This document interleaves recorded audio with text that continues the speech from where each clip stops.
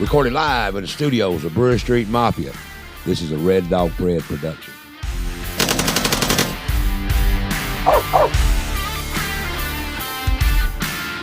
And now, your number one rated show, The Mike Weatherford Show. Here's your host, Mike Weatherford. Hey, welcome back to the Mike Weatherford Show. I'm your host, Mike Weatherford. We got a show tonight. We're going to continue our series about unsolved murders and the missing. Tonight we're going to be talking about the murder of Steven Rinehart. He was murdered in July the 2nd of 2022 over in Clarksville, Tennessee. We're also going to be talking about the disappearance of Ronald Dumas, a realtor from Huntsville, Alabama. He was missing since December 15th of 2024. His car was found on I-40 in Benton County, Tennessee, December 16th by the Tennessee Highway Patrol. And so we're going to be talking about those two cases, and we're hoping you, the viewer, knows something or knows somebody that knows something, can help get these tip lines fired up, and let's get these cases solved, because these families and all need some closure on this. But I'll introduce tonight who's going to be helping me through all this madness, my good friend, the one and only Tennessee Valley News, Burton Staggs. Welcome, my friend.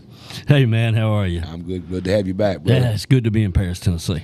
We want to come up here and do stuff other than murders and unsolved mysteries. That's what me and you getting known for. Well, last weekend I hoped to come to the fish fry. And, I had bad weather on Friday, and I mean I know I get VIP treatment, but I was still worried about that parking. It is rough. There's nowhere to park. I mean, y'all treat me really good up here. I appreciate it, but we just couldn't make it up this weekend. Seems like we do a lot of these unsolved murders and these disappearances, and there's too many of them. One is too many. We do, and just real quick before we get started.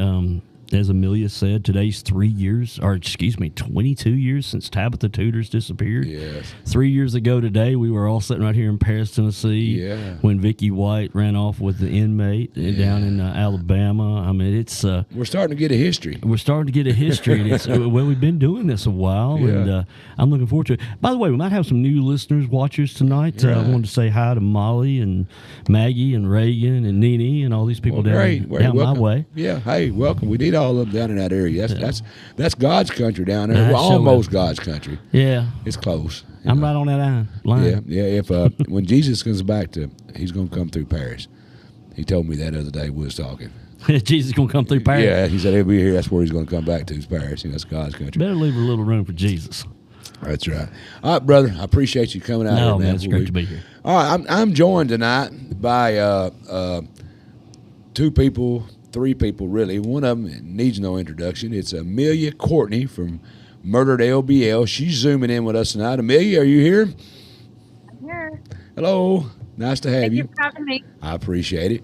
And then I am joined by Miss Tina. She is Roger. She is the aunt of Mr. Rinehart, Steven Rinehart, that was murdered in Clarksville. Welcome to the show. Thank you. And then we got private investigator. He's in here with us tonight, Mr. James Andrews. He is working on a Dumas case. We're going to talk about that too, but I want to welcome him to the show. James, I appreciate you coming in, my friend. I appreciate y'all having me. We appreciate y'all bringing some attention to the case. All righty, we're going to try our best to. So we're going to start out talking to Amelia. I'm going to read a little bit about what I know about the Steven Rinehart, and then y'all can come back and correct me where I'm wrong and what's changed since then. But Steven Rinehart was killed in Clarksville, Tennessee, July the 22nd. Officers responded to the scene of the shooting around 10:30 p.m. Sunday in the 400 block of Ringgold Road. According to the Clarksville Police Department news release, Rinehart was found with gunshot wounds inside the vehicle and taken to the health care center where he was pronounced dead. Clarksville PD set up a perimeter around an apartment building, and a person of interest eventually surrendered and was taken into custody. The last I heard, the investigation is still active. Is that pretty accurate today as it was 3 years ago, Amelia and Miss Rogers? Well, first I want to say thank Tina. She's been around with me since I started working on Carla and Vicky's case. So I've gotten to know Tina really well over the years, and she's been instrumental in helping me with boots on the ground, basically in Dover. Just some things, I need to know, or if I need a picture. She grew up in Dover, and she was few years younger than Carla and Vicky, or and then Oh, So she's a river rat. Is that what they call them over in Dover, I think, ain't it? River rats, is that what they call them, Tina? well, the part I'm from, they call us potneckers. What? Pot lickers. Potnecker. Pot necker. Oh, okay, Man, I got you. a new I got term. You. We got to Potnecker. use that quite I gotta regularly. jot that down. Potnecker. Go ahead, Amelia. I'm sorry. so that's like the Potneck News. So Yeah, that's gotcha. like where, Yes. Oh yeah, Yes. Potneck News. Gotcha. Yeah. I'm with okay. you. Yes. Yeah, so Tina told me about what happened to her nephew in 2022, and so we wanted to bring some attention to his case. It was it's grossly never really talked about, and just no one cared. Once again, I feel like there's a lot of cases we cover where things get swept under the rug. People don't care for some reason or another, or the law enforcement just moves on quickly because maybe someone's not following up. But then when you have an aunt like Tina who stays on these guys, and we have people you can turn to keep their voice heard. So that's why we're here tonight, and we think this case could be solved, and we think it could come sooner than later. Great. Yes. Yes. Tell me a little bit about what happened. Tell me a little bit more of Tina, you or Amelia, either one can chime in. I read what I could get. There's not a lot of information out there. So either one of y'all can tell me what I missed and add to this what I was talking about. You should start by giving them a little bit about Steven's personality so everybody can know more about who he was and, what he was like and how sweet of a guy he was, and maybe a little bit of his naivety played into this a little bit in being there, but he was just being a helpful friend and just being a good guy in general. So I'll let Tina tell you more about Steven. Go ahead, Tina. Tell me a little bit about him, what he was doing. Was it an apartment complex he was at, or was he visiting someone or on business, or what? Tell me a little bit about what was going on there. Okay. Well, first off, Steven was born with cleft palate, so he had a speech impediment. And I don't want to say that he was retarded, but there was a little bit of a learning disability there. And Stephen just couldn't do wrong. He would walk away from wrong before he would do wrong. And actually, that night that he lost his life, his friend woke him up in the middle of the night and asked him to give him a ride over to an apartment complex. Okay. And then it just all fell apart after that. Do they know any type of motive? I mean, was it a robbery or just a gang related? What do we know about this? I had spoke with the detective a couple of weeks ago, and because the story that I heard, I knew that it wasn't Steven's character. The story I heard that him and this guy he gave a ride to were breaking in on an apartment. Part of that's true, but they weren't breaking in. Now get this. The guy that Steven gave a ride to the apartment complex, he jimmied the door on the apartment of his on-again, off-again girlfriend. And what he did when he got in there was wash dishes and clean the apartment. But there was some guys there, a couple of doors down, that was trying to start a ruckus. And from what I understand, Steven never got out of the truck. And this guy went in and cleaned house. What was they trying to start trouble about?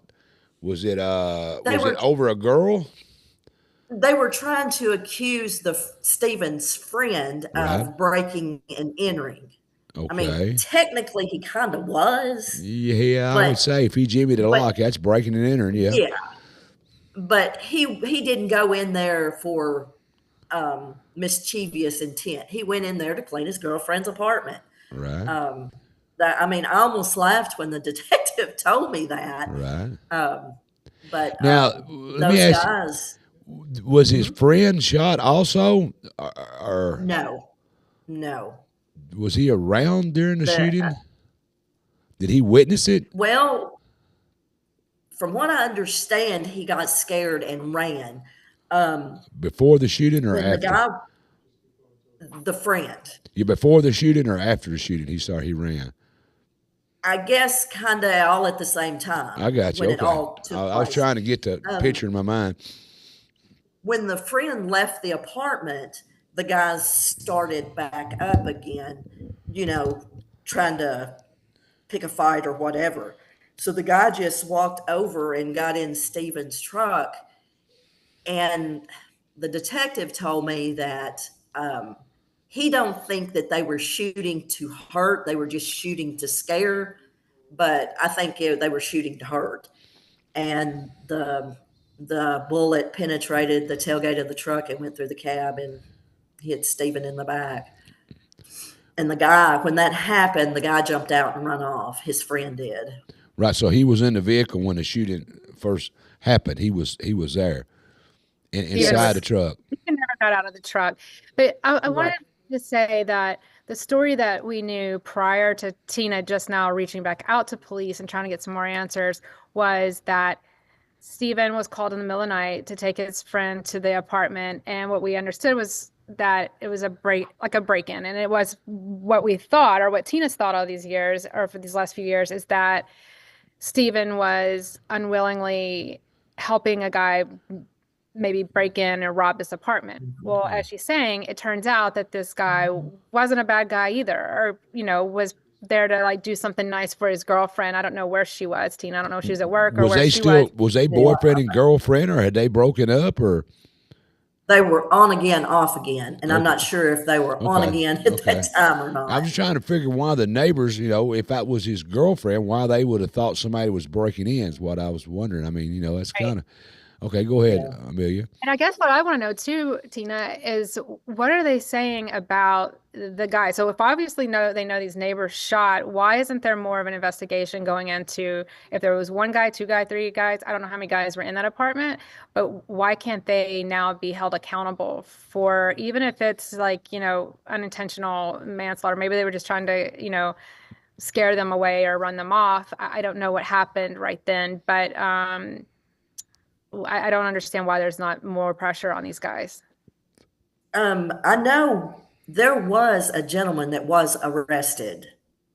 He was arrested in July of 23, and he was arrested for falsifying information that happened that night. But now, whether this guy is connected or not, I have no earthly idea. He had to have been there to have been falsifying evidence, or being a false witness or whatever. So I don't know if he was one of the two that were. Is that apartment complex known for trouble, or is it a nice neighborhood, or is it a gang related, or it's which way? It's not one of your nicer neighborhoods, no, but it's not one of the worst neighborhoods in Clarksville either. Okay. Ringgold, is that out there toward the racetrack? Ranger? Yes. I thought so. I remember going, I drag race for years, and I used to go to Clarksville sometime and race, and I knew I'd seen that road out there. Yeah, I know where that area is. Yeah. So the guy, let me go back and see if I've got this correct.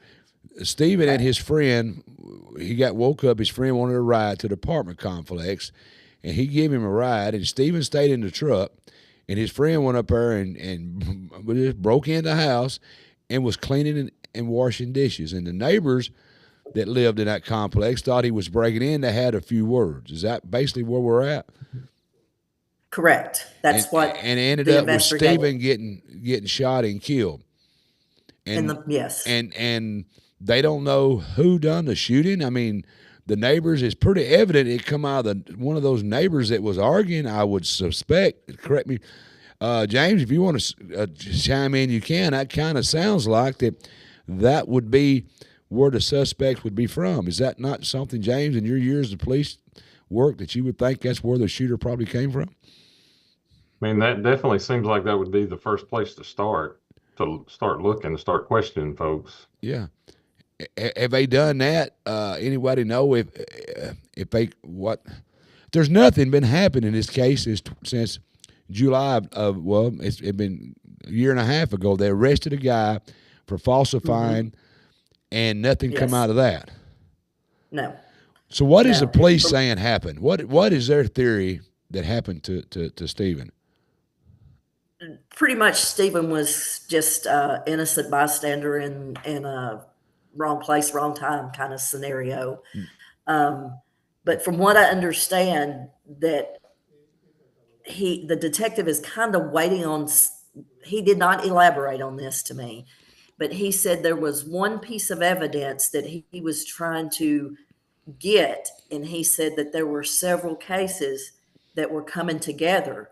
So I don't know if he knows about this key piece of evidence or if he's trying to find that key piece of evidence to make it like an official case to go before a jury. Have they got any, so they've not told you of any suspects, unnamed suspects, that they kind of know who did it, just can't prove it, and there's none of that going on?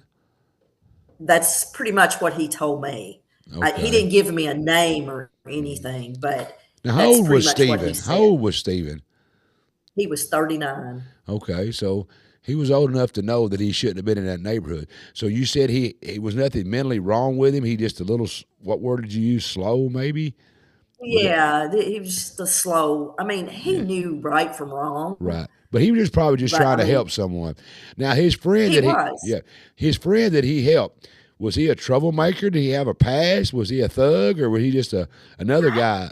Honestly, I really don't know. I don't know, and I don't think let's just say he was a thug. I don't think Steven would have put himself in that position. Okay, I'll just try. Steven would not.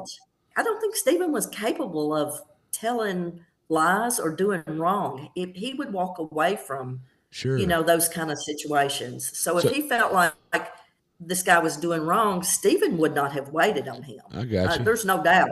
Right, got you. Man, Bert, help me out. I'm sorry. After talking to the police more, from what you just said that they told you, I'm curious if there's maybe more situations that they're trying to dig into. Like maybe these shooters or the guys that shot are involved in other activities, and maybe they're trying to put some stuff together. Like maybe, I don't know, I'm hoping they have eyes on. Yeah, I had that question too. Is that I was going to finish up with that question about that apartment complex. Is it known to have shootings, or is that a rarity in that complex? No, I think it's known for just a lot of crazy mess happening there. Okay. But, it's not, I mean. You wouldn't want to go there. Nobody would want to go there. You don't really want to go there and hang out and grill out with your friends over. Okay. Bert, what do you think about all that? Well, it sounds like, sadly, too common of a story. The young man probably had intellectual disability, and I would say that people took advantage of that, and he thought he was doing the right thing. Mm-hmm. And it may have been doing the right thing, but it lured him into a situation that was potentially fatal. Yeah, it was. It's definitely fatal. I mean, we hear a lot of that. Tina or Amelia, either one, was this guy a real good friend of his or acquaintance, or do you know how much of a friendship they had? You don't know. I couldn't tell you. I was wondering that too, since Steven, being on the spectrum and being, a little naive, maybe what did this guy want to use him for in the middle of the night? Like, so let's see, what time was it it was like around midnight-ish, somewhere like that. I think that he got woke up because actually my other nephew was with him. He was spending the night with Steven. And Steven tried to get him to go with him, and he's like, "Man, I'm going back to sleep. I'm not doing this." So we don't know what kind of relationship Steven had with his friend. We don't know if that was a real close friend or, like Bert, like you said, it could have been with Steven in the way he's acting and the way his mind's working. Maybe that guy used him. So I'll just call Steven Rinehart. He'll get up and give me a ride. And I'm sure. Yeah, that's a strange situation all the way around. I mean, I know it happens.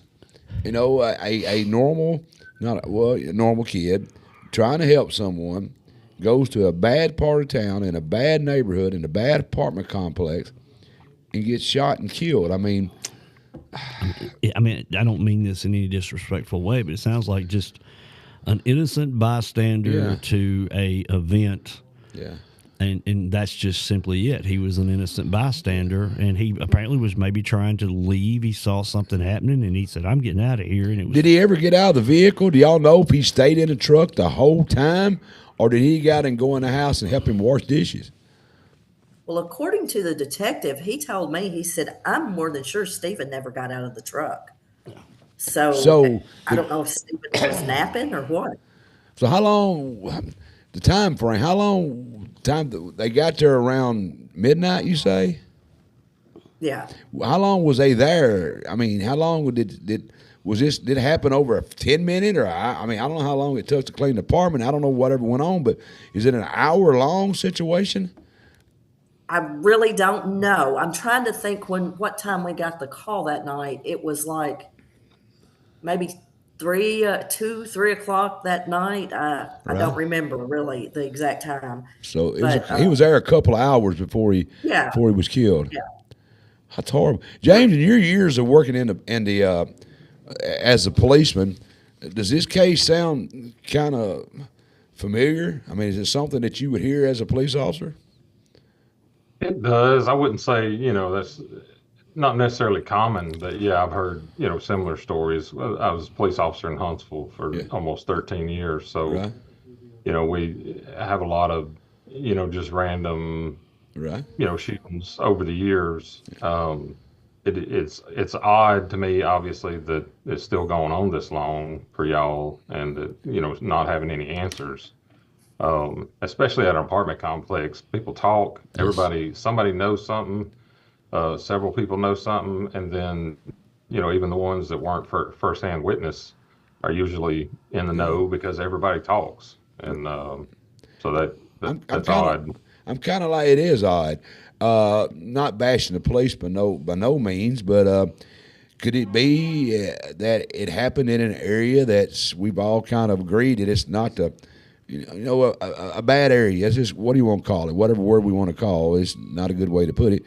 And that's just another shooting. Could be looked at like, because Clarksville, we used to call it Clark's Vegas because it's got the military base and all there. It's a busy growing town. I mean, it's getting bigger and bigger and bigger, and it's getting gangs, it's getting shootings. It's not Nashville or Memphis by no means, but Tina, I think you'll understand it's growing, and with the growing pains comes crime.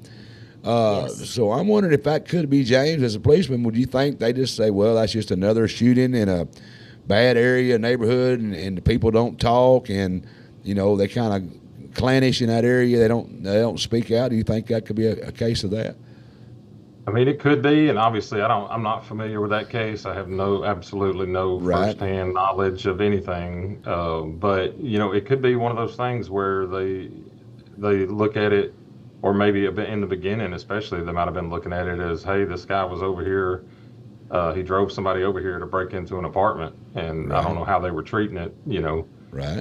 Whether they were treating that as a burglary. And then afterwards, when he gets called, or he got, the shooting happened and he gets confronted by the police, now all of a sudden he's changed his story to that he was washing dishes. I don't know. I have no idea. I don't know how they were looking at it or anything, but, if that's how they were looking at it, as, hey, this guy was over here, they were up to no good. And one of the neighbors, trying to protect somebody's property, shot started shooting, or whatever. I have no idea.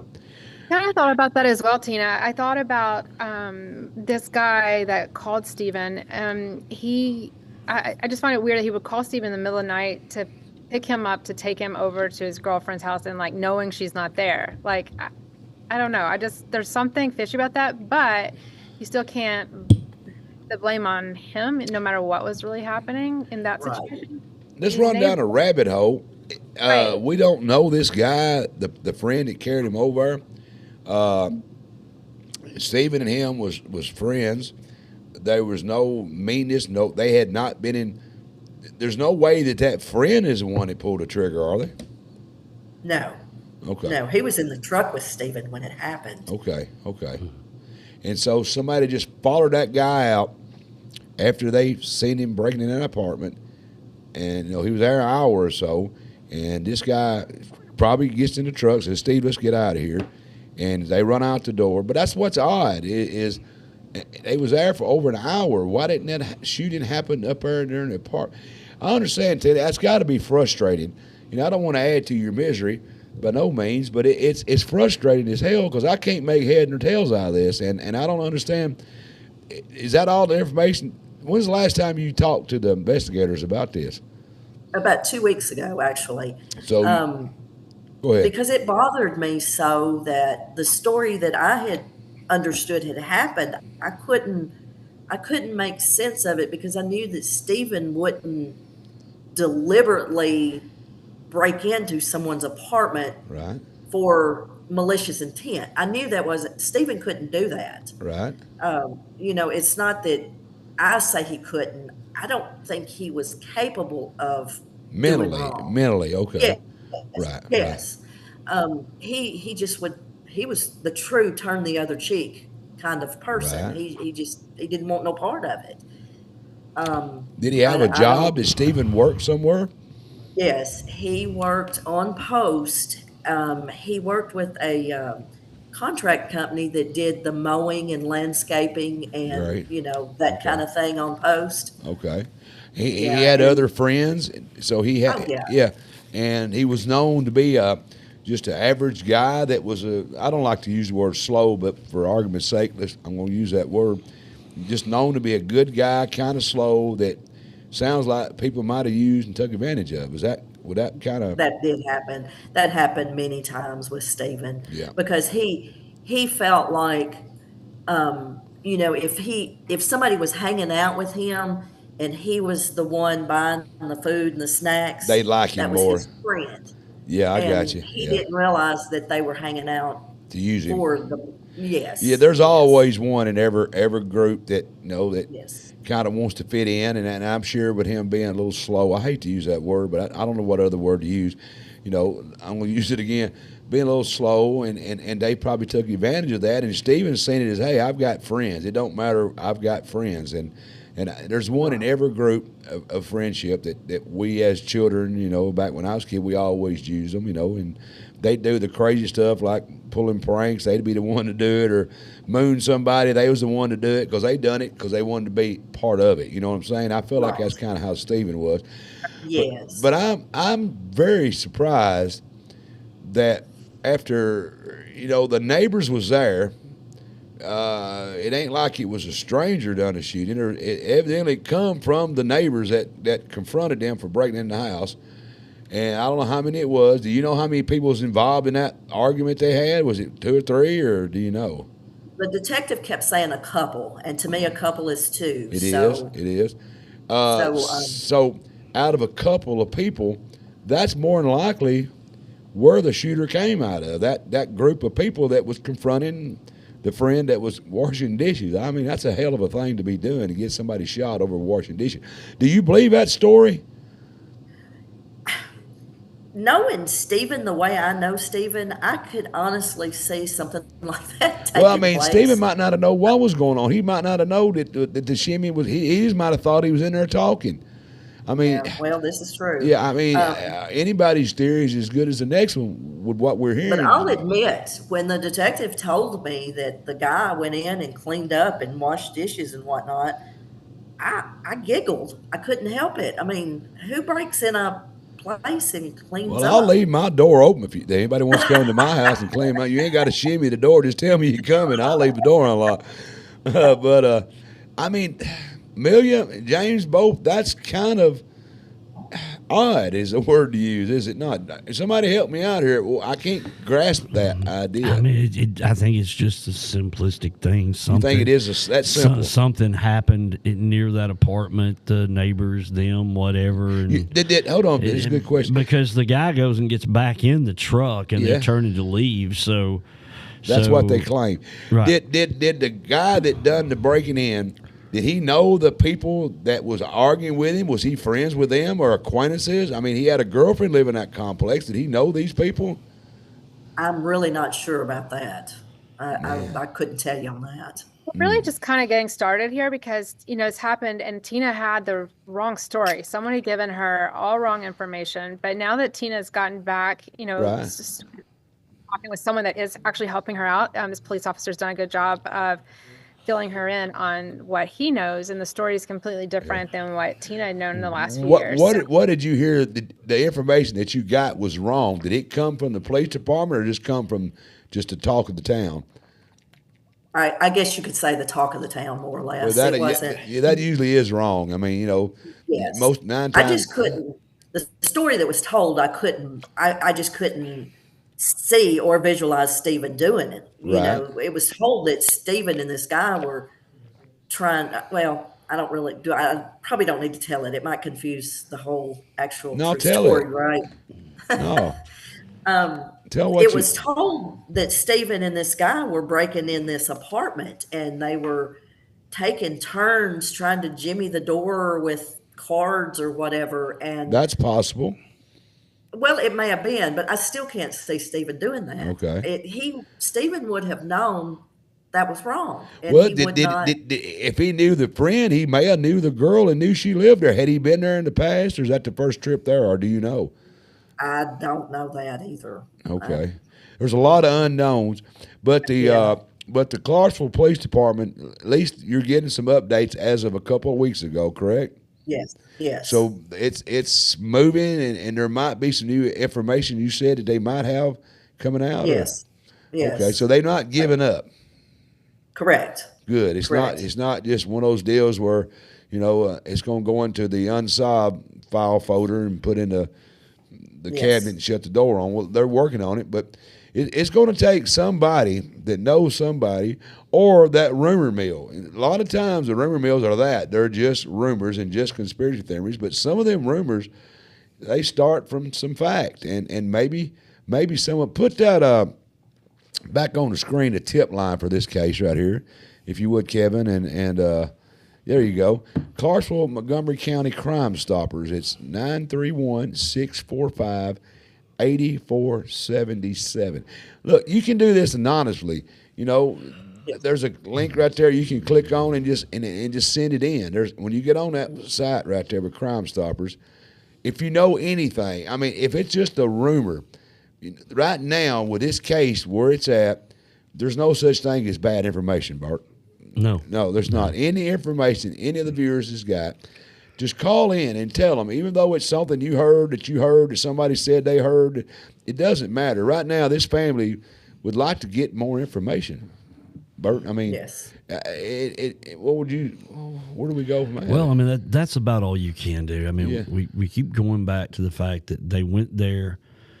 Obviously, something went down. If the police told her they didn't believe that her nephew got out of the vehicle, that guy went and did something. It started something. Yeah. Obviously, he goes back to the vehicle because he's in the vehicle when the shooting starts. So something happens up there. 2 hours. And there's that's just odd. Of course, the problem could have started in the last couple minutes. That's what I'm saying. He was there cleaning for 2 hours. So, no, a vigilante justice, you broke in his house, to me, that doesn't hold water. It's probably not that. Yeah, because you was there 2 hours. There's no telling what went on in those 2. I mean, I'm sure the police are doing their job. We can sit here and guess all day long. Well, it can be one of those things where there's just not anybody coming forward with information. Sure. And, know. Yeah, pop that up one more time.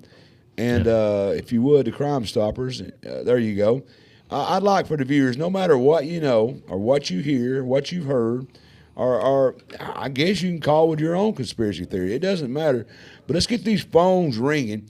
Because I think even though you might not tell them any new information that they don't already know, it doesn't matter. But you at least get it talked about again amongst the police departments and stuff, where the investigators say, hey, we're getting some movement on this. There's interest in this. Sometimes that can help make a difference. Amelia, would you like to add anything? I guess the last thing I wanted to say is, to our knowledge, it's, one of two people. I mean, he wasn't sniped from, from a far away. So as far as we know, it's just one or two people. So I'd like to hope that these investigators are going to stay on it and, make an arrest on one of these two guys. In some of those neighborhoods like that, I bet James could tell me about that. They don't tend to give information because, number one, that's their neighborhood. Number two, they fear for their life too. They live there. So. They used to say when I was a kid, snitches get stitches. Nowadays, snitches get bullets. So, it's a lot different. That could be a lot of that going on. But there's something missing between the breaking into the house, cleaning the house up, and getting back in the vehicle and Steven getting killed. There's something went on. I'm sure the investigators, and I'm not trying to tell them what to do. Everybody can be a armchair quarterback, and I'm not saying that. But we're not getting the information, and they're probably holding it close to their cup for this reason. Something don't smell right, and it's not that the cops are not doing their job. It's just they haven't released the information yet. But you don't stay in a house if what we know is correct for 2 hours cleaning the house. Then at the end of that, they decide to shoot this guy. There's something went on with the guy that jimmied the door and cleaned the dishes and those people next door or wherever they was at. That's, James, am I pretty well missing something there? Is that kind of where you would think as a police officer?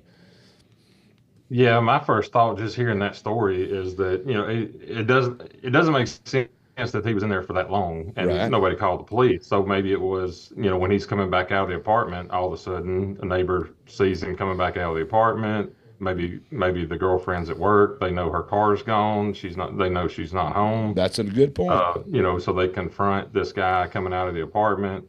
They get into an argument, whatever. And so that could, just a theory that could explain why, it went on. He was in the apartment for so long before the confrontation happened. Maybe they didn't know until he was coming back outside. That's true.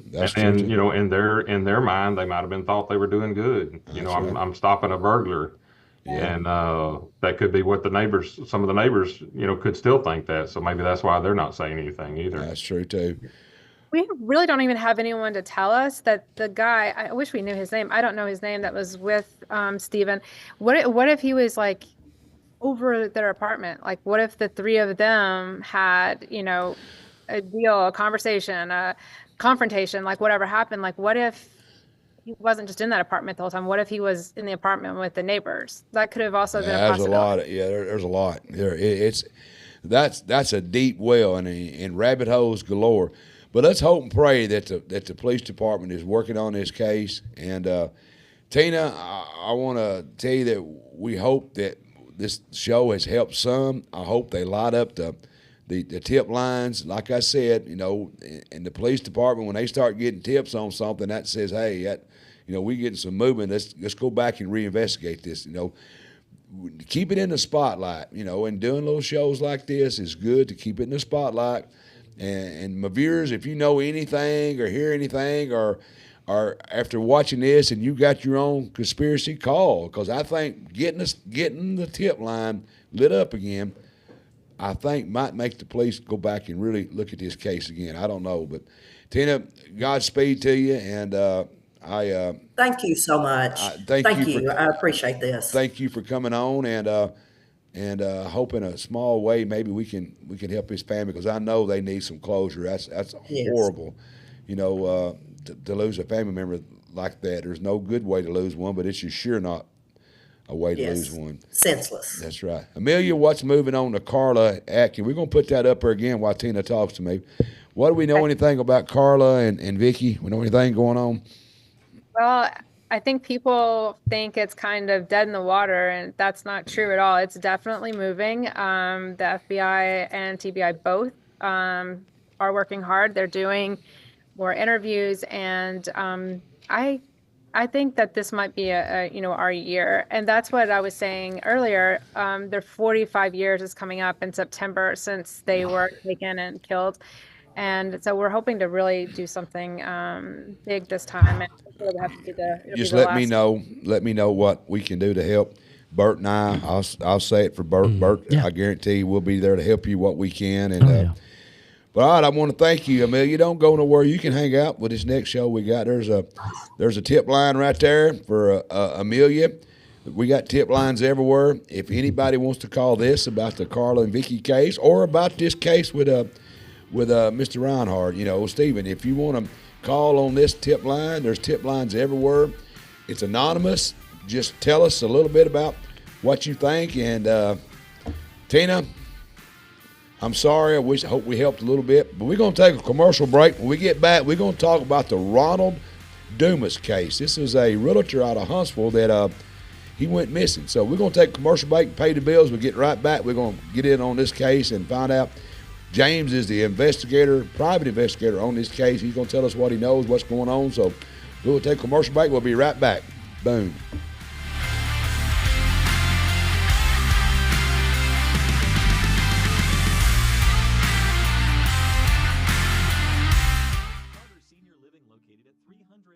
Volunteer Drive is a premier community for seniors interested in pursuing life, energy, and purpose. We have restaurant-style dining, life enrichment programs, social activities, local scheduled transportation, and a beauty salon. We show respect to our veterans with a wall of honor. Our mission at Charter Senior Living is to enhance the human spirit. For more information about Charter Senior Living, call us at 731-644-9680. Is your tank on empty? Come to 54 Fuel Mart, located at 1213 A Westwood Street, for the best prices on gas. What about your other tank? You know, the one that is growling? 54 Fuel Mart has you covered for that as well. Check out our fried chicken, wings, pizza, and many other items to satisfy your hunger. On Tuesdays and Fridays, you really need to check out the fried fish. We also have a selection of freeze-dried candies, along with an entire aisle of candy bars and other sweets. Is it raining, or do you just not want to get out of the car? We have a drive-up window for your convenience. We also have dyed diesel for use in your tractors and other farm equipment. We have parking for big rigs, and our business hours are 5 a.m. to 10 p.m. Feeling lucky? Well, do you?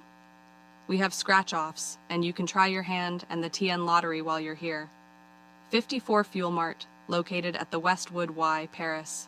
Chad Cox, PLLC, provides representation in the areas of criminal law, family law, personal injury, wills and probate law. Chad Cox serves Paris and the surrounding area. He does not believe in a one-size-fits-all approach to representing his clients. He reviews every detail of your case to ensure that you receive an assessment that is specific to the unique circumstances in your case. Chad Cox is located at 104 North Brewer Street, Paris, Tennessee. Contact us at 731-642-4446. Is this a normal sight around your house in the winter? Then when the hot summer sun comes around, is this something you see quite regularly too? If so, AccuAir is your answer. AccuAir serves all surrounding counties with top-notch HVAC techs to get you in the comfort that you deserve. Call Nathan or one of the highly skilled techs from AccuAir. AccuAir also offers BPU-approved financing for all your HVAC replacements. AccuAir is your #1 choice for all your heating and cooling.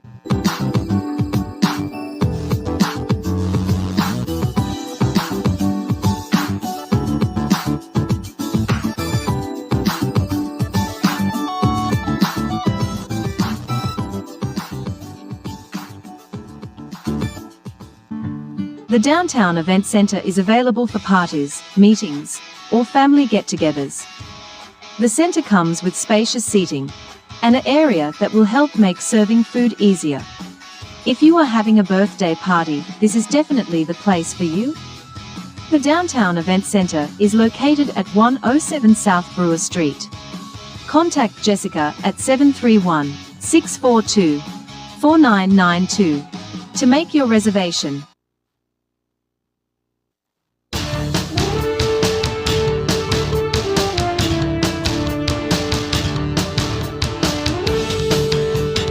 Hey everyone, this is Jeremy Buckaloo reminding you to tune in to Sportscast with Jeremy Buckaloo live every Sunday night at 7:30 here from the Brewer Street Mafia Studios.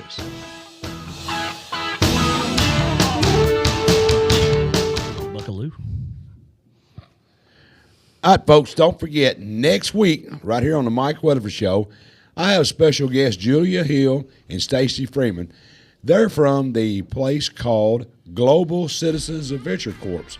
That's where they take students from around the country and carry them all around the world, teaching them global skills. I mean, it's pretty interesting. I don't know a lot about this, but it sounds very interesting. You know, it's find out how this Tennessee-based movement is making a worldwide impact and why adventure might just be the most powerful teacher of all. I have Julie Hill and Stacy Freeman from Citizens Global Adventure Corps, a powerhouse organization transforming students into global leaders. Let's learn how they take young people beyond the classroom and into the world. empowering them with real-world experiences, culture, and the leadership skills needed to tackle the challenges of tomorrow. So tune in next week. That's right here on the Mike Weatherford Show, 7 p.m. And don't forget my sister show coming up on Thursday, May the 1st at new starting time, 5:30. Building the future, big things ahead for Paris and Henry County. You got Leslie Hengar, Rose Owen, Kevin Keel, and Terry Keel. They'll be running this show. They're going to be talking about everything coming up in the Chamber of Commerce, and you're going to get the inside scoop on the River Jam. Yep, that's about River Jam time, so don't miss it. And they're going to updates. And then on my other show, we've got the Tennessee Informer. Kathy Heiners, retired police officer, speaker, and author. What they don't want you to know about Islamic extremism in Tennessee and America. The threat is in our backyard. So tune in and talk to Dave Vance and find out what's going on with this Islamic terrorist here in America. Don't forget, right here on the Mike Weatherford Show on the Brewer Street Mafia Sportscast with Jeremy Bucklew. It's live every Sunday right here on the show. It starts at 7:30 on Sundays. This week he's got Henry County High School soccer, Coach Beard and Coach Poole. Hey, that's a pretty big growing sport, soccer. So tune in as Jeremy talks with Coach Beard and Coach Poole from Henry County Soccer. So it's going to be a good, exciting show. You can find them on Facebook. Like them, love them, leave them. Sportscast with Jeremy Bucklew. Right here they are. And don't forget, Puryear Day is coming up May the 17th. I'm still looking for tug-of-war teams. We've got a few. We need some more. That's coming up Puryear Day, May the 17th. Your humble host, me, is going to be the MC of the tug-of-wars. I got the Sheriff Department taking on the Police Department. We've got other organizations taking on each other. So we're going to find out what's going to happen at the tug-of-war Puryear Day, May the 17th. That's just right around the corner. Don't forget Junior Stags and Friends, Ben Daniel, Chris Hennessy, Danny Green. Live music at the Parish Station coming up Thursday, May the 1st. You don't want to miss this. If you missed the first Junior Stags and Friends Live, you don't want to miss this one coming up at Parish Station Thursday. That's just 2 days from now at the Parish Station. Don't miss it. It's going to be some fun. And, hey, remember, we're simulcasting live on Facebook, YouTube, Spotify. We're everywhere. So, hey, if you want to find out about us, go to myparishtv.com and check us out and all the other shows that we've got coming out of the Kill Media and Brewer Street Mafia Stables.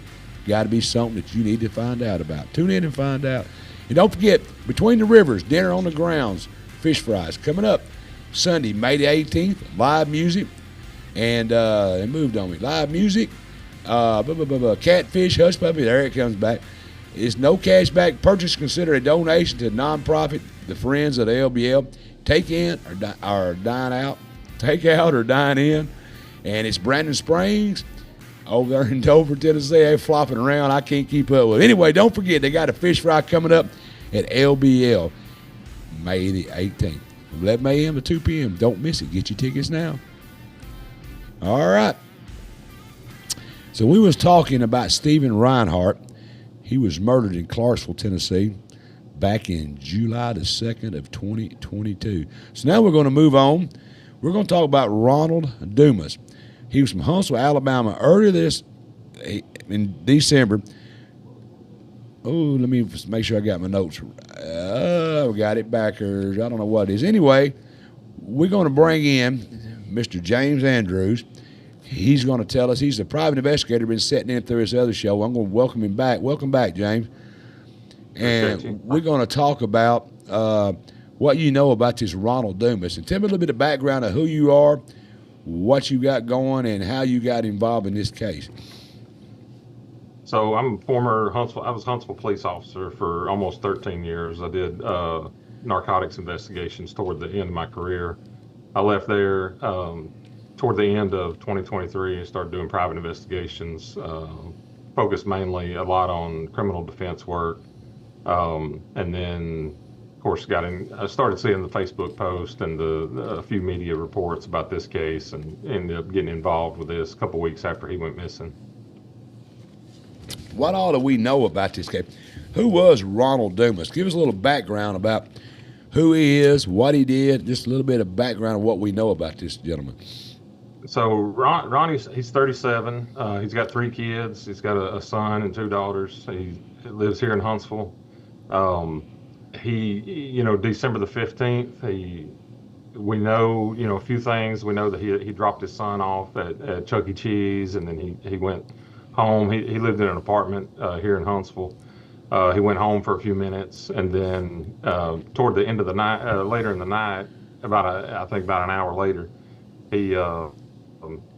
we know that he left the apartment. He had a roommate, and we know from the roommate that he left the apartment. He left by himself. We've talked to some of his friends, and one of his friends is a bartender here in Huntsville, and they kind of had a guys, friend group, and they were making plans for, what they were going to do for Christmas with the guys group and stuff like that. Ronnie called his friend, the bartender, and asked him if he was working that night. The bartender said, yeah, he was, and Ronnie said, he was going to come by and have a drink with him. That was a little bit after 10 o'clock. I talked to the friend, since then, the bartender, and he said, he could tell that Ronnie was in a vehicle. He could hear, he thought at least one female in the background, but didn't know. Ronnie didn't tell anybody. He didn't really tell anybody his plans that night. He was a social guy, so it wasn't odd for him to go out. But he also, he didn't have anybody that he had to check in with, as far as making sure somebody knew where he was at and who he was going with and what he was going to be doing and all that kind of stuff. But yeah, so he went out that night. He talked to the bartender, told him he was going to come by and have a drink with him, and he talked to one of his friends, another really close female friend that he has. Talked to her that night. Talked to one of his child's mother. He's still really close with both of his kids' mothers, or all of his kids' mothers. And so, it was nothing out of the ordinary for anybody. And we found out later on. So he goes missing that night. Nobody else hears from him and nobody in his family or friends hears from him after about 10:30. And the next morning, unbeknownst to the family at the time, but his vehicle was found on Interstate 40 up in Tennessee, and it's abandoned in the middle of the interstate. It's going westbound, so like if you were going from Nashville to Memphis, westbound on I-40. Up here around Camden, Tennessee, I believe. Right. Up around Sugar Tree. Exit 133, right there close to Camden. Yeah. And it's pulled off. It's pulled off in an odd way, and that was one of the kind of mysteries, we were trying to figure out in the beginning was, because normally if you have car trouble, or if you were going to abandon a vehicle, you would pull off to the right side of the interstate. His vehicle was pulled to the left into the median, and there's a concrete retaining wall there.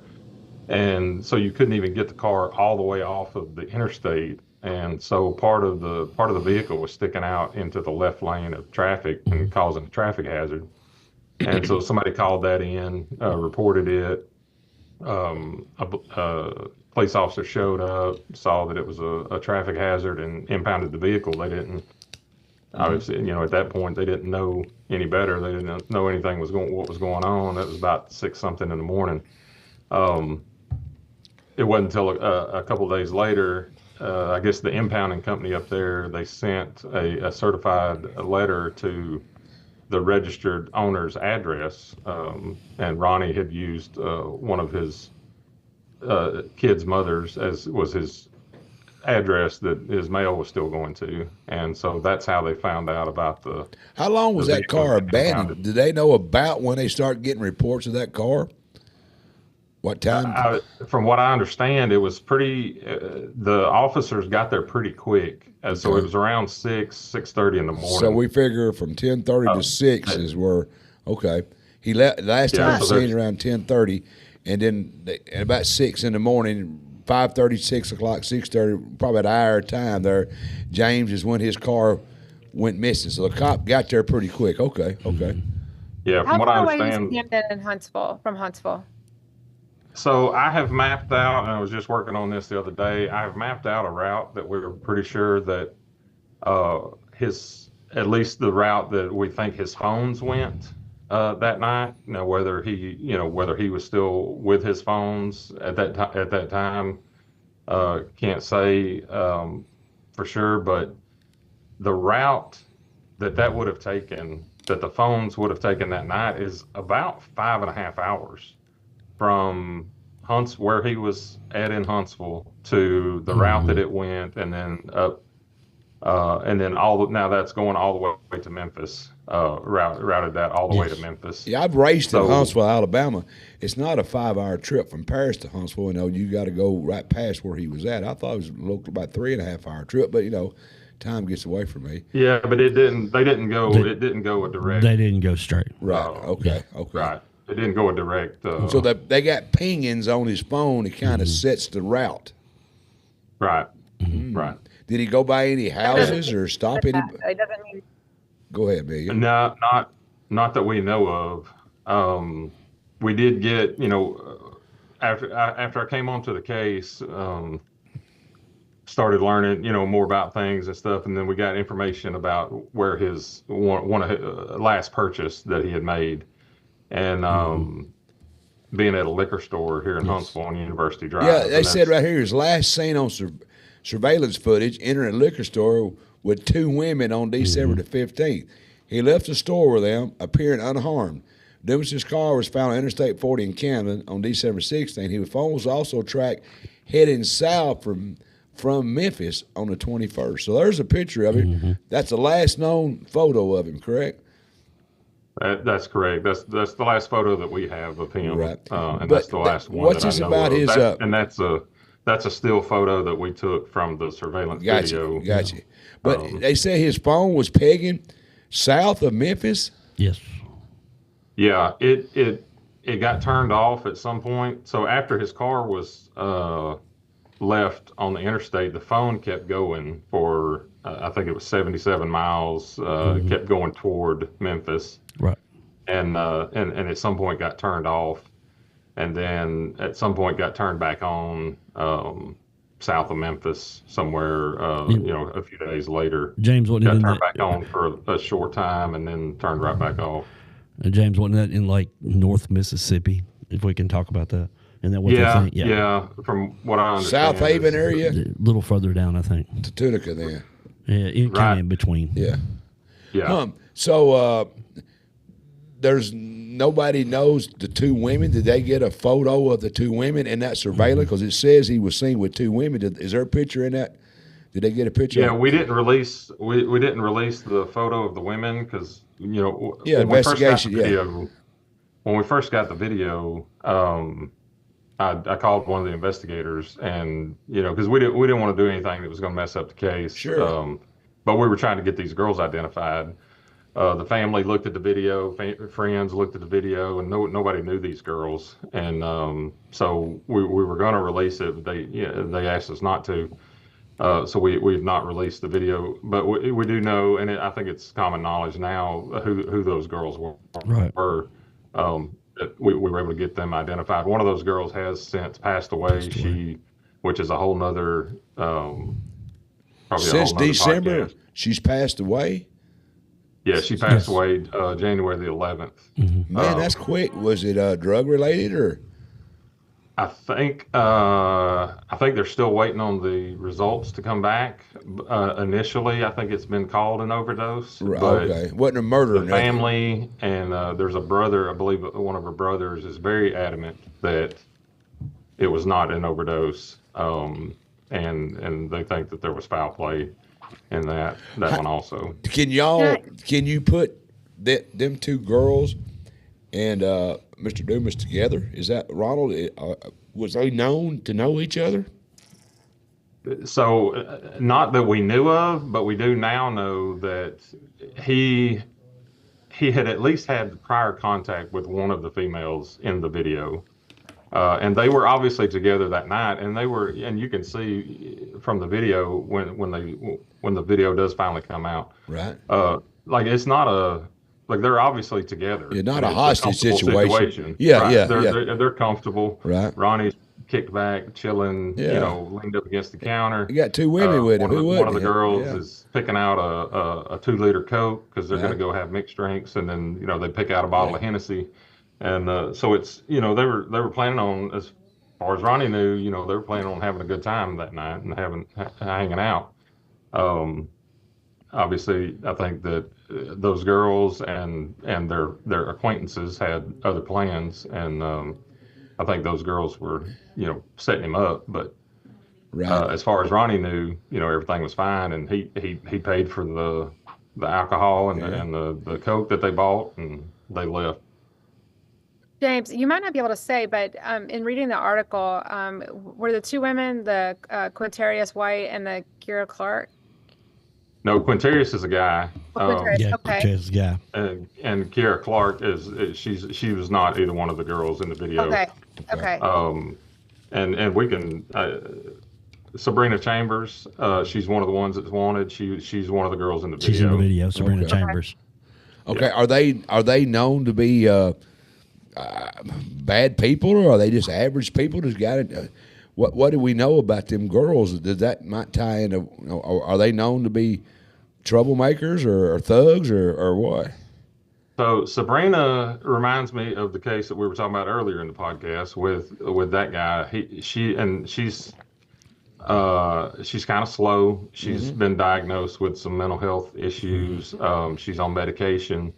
I talk to her grandmother regularly, and I just talked to her grandmother last night, and she'll say the same thing. She's mentally challenged. She's just kind of slow, and she's a follower.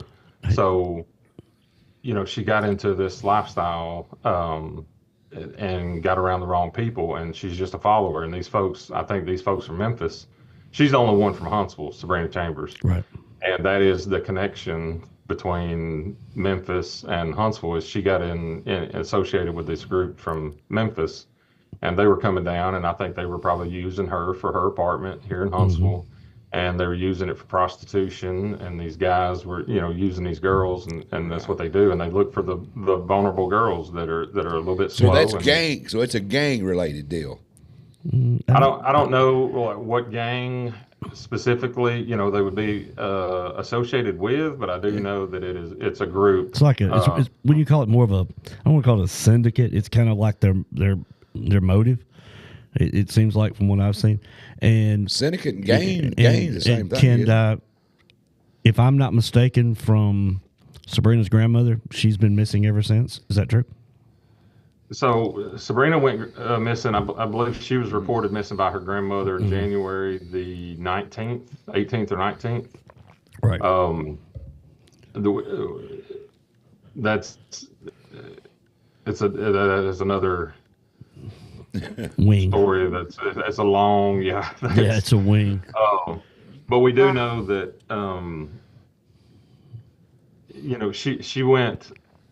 she was reported missing, but we don't know if that was taken off on the run before the warrants are being issued, or if it's a missing person. Right. At this point, and me and Rosa is her grandmother. Me and Miss Rosa were talking about it last night. It does not look good for Sabrina either. Right. And I feel like, and she feels the same way, if there's anybody in this world that Sabrina's gonna reach out to, it's Miss Rosa. Miss Rosa raised her. Sabrina's mother was also murdered she was murdered in Birmingham a long time ago when Sabrina was small. So she was raised by Miss Rosa, by her grandmother. And if there's anybody in this world that she's going to reach out to, it's her. And according to Rosa, she has not reached out. She hasn't spoken to her since January the 18th so that 19th. Kind of sounds like she may be deceased. There's a lot of deceased going on here. One of the girls died, and they say it ain't drug overdose, but we don't know that the report hasn't come back. And this other girl that was saying the video, she's missing. It sounds like somebody's trying to hide something. Well, hey, James, let me just go ahead and say this. The way I understand it, I pulled the arrest records of the Memphis. Is it 2 or 3 from Memphis? I can't remember. 3.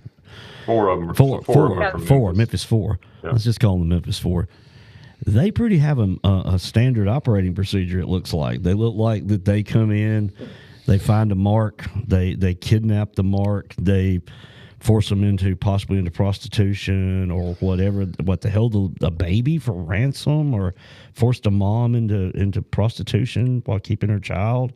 I mean, these are a pretty. Yeah, they were out on bond. Yeah, and out on bond while this happens. For, from what I understand, kicking in a motel room door and taking the mother and the baby, taking them to another hotel or another hotel room and making her prostitute. Is this group? I call it a gang. You call it syndicate. Syndicate. Are they known to the police? Yeah. Oh yeah. Yeah. So these are bad people. Okay, so they're mafia? No. They're just their own little thing. They got their own little thing going. In Huntsville or Memphis? Memphis got a lot. I think what's his Memphis has got a lot of shit guy's going name? on. Quinteris or whatever his name is. Quinteris White. Yeah. I mean, just not to skip too far ahead. It just looks like he's learned from his past actions and possibly cleaned up everything behind this one to leave no witnesses. And that's what I hear. That is a concern. Yeah. I mean, like I said, he's out on bond for aggravated kidnapping, human trafficking, robberies, stuff like that. He's a bad dude then. So we basically, what we're thinking then, I'm not trying to put words in anybody's mouth, but what I'm gathering out of this is Ronald was targeted. He was a realtor. These girls probably got with him and said, hey, let's go party and have a good time. And he was targeted to rob, or maybe if they found out, they get it. Has his ATM cards been hit or anything showed up? Not that I know of, and I know the police are still waiting on some of his financial stuff to come back. They wrote search warrants on several things, obviously, from the beginning, and you know how it is. One search warrant turns into another. You get a little bit of information, which makes you write another search warrant. But so what that group tried. I know he used Cash App a lot, and Cash App, even from my experience too, when I was doing search warrants, they're very slow on responding to search warrants. So I don't even know. Last I knew, they did not even have his Cash App financial stuff back yet. Yeah. Which would help a lot, and that'll tell a lot too. But so what we think happened was he was targeted, and basically when they target you, it's for blackmailing or for money. I mean, why else would they target this guy? I mean, that's what they're after, his money, right? Is that basically that's my thoughts, and that's what we think. Ronnie was the kind of guy, and a lot of people, his friends and stuff. I don't know how many times I've had just random people that knew him that would tell me, he's the kind that. I wouldn't say flashy, but he was very generous. Sure. And so he was, he's the kind that he would buy everybody in the bar around of drinks, and stuff like that. So somebody that don't know him might think that he's very well off and think that he has a lot of money. So if he had even a casual, friendship or, whatever you want to call it with one of these girls that was in the liquor store video, he may have said something to her in the past. I see his photo right here, James. He looks like a nice young man that, when you see him out in the real world, you might think this guy's got some money because he kind of got that look about him. He's clean cut, looks good. And he's only 5'5", right? 160 pounds. So he would make, a good victim. If you're in that lifestyle, he would make an easy target. He would. Being a young guy at 37 years old and you got 2 women, I mean, get real, He said, we're going to have a party. And they hit on that kind of stuff, I believe. I mean, they look for the vulnerable that looks like he's got money. And so I don't know, do you have any theories on how he got from, let's just say Huntsville, we found his car on the side of the interstate, and then they started getting paid. How did he get from it? What happened to him in theory? I know it probably panned out to be wrong or right. What happened? Why is his car abandoned? He didn't get out and run it. He got in another vehicle. What do you think happened? James, can I answer that? I actually talked about that online. My sources here locally told me the transmission was acting up. Okay. So I think they probably somebody followed him. Yeah, they're following him, and because that would explain the left-handed pullover. He was in the left lane, just quit pulling. Okay. Yeah, I think it. What kind of car was it? It's a Hyundai, is a Palisade. Is that? Okay. The Passat, SUV. yeah. Okay, so so the car quit, and he was probably getting followed by whoever they are, and they just picked him up. Is that kind of what you're thinking? Yeah, I think the group. I think the event went down here in Huntsville. As far as them, because that's where they were going. They were going to an apartment here in Huntsville, one of the girls' apartments here in the girls' apartment in Huntsville, right? To have drinks, and we know that. And I think that's where. Hold on a minute. Do you think he was even in that car when it? Could he be still in Huntsville? I do not think he was in his car. No, okay. That could have been just a bonus. They was going to steal his car, too. Right. Whatever happened, he still may be in Huntsville, deceased or I don't know if he's alive or not. That's not that's not the question. But so we don't even know for sure that he was in that car. Right. If he was murdered, which God, let's hope not, but we got to think about that, James. He could have been murdered and his body disposed of in Huntsville, and they took his car and his phone, all his belongings. He was carrying that car to Memphis, and the transmission went out, and they just left it, went on. That's why the phone. Is that any theory that's been thought about? I mean, I'm not trying to solve the case. That's definitely a theory. I've been out myself searching around the apartment where I think where it went down here in Huntsville. Yeah. There's woods and some train tracks and a big ditch back there, and I've done 2 searches myself back there. So that's definitely something we've looked into. Yeah. It would be hard to believe. I mean, I don't know. He's 5'5", he's kind of a smaller guy. I don't know his demeanor. Was he a fighter? Was he a flight?